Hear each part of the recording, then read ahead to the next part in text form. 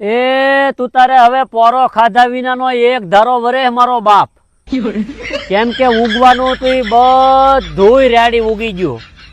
પાથરામાં ને પાથરામાં માંડવી રેડી ઉગી ગઈ અને કપાહ ઉપર કપાહ ઉગી ગયો. નૈયા હવામાં ઉગાડ્યો તે મારા વાલા. અને અમારા પ્રધાનમંત્રીનું સપનું હતું ફસલ વીમા યોજના, એવું કંઈક હતું. એ ઘણા વર્ષ પહેલા બોલ્યા હતા. એ સપનું તે પૂરું કરવાનો એને અવસર આપ્યો. કદાચ કોકને ખબર હોય કે ન હોય, સાંભળો જરાક તમે એમના મુખેથી. પાક પાકી ગયો એટલે હવે પૂરું.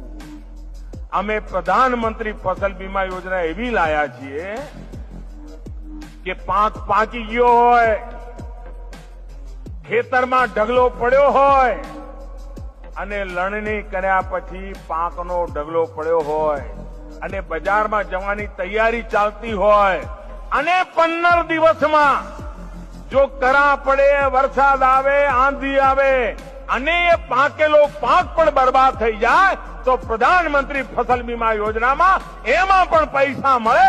આ કામ આપણા પ્રધાનમંત્રી ફસલ બીમા યોજનામાં.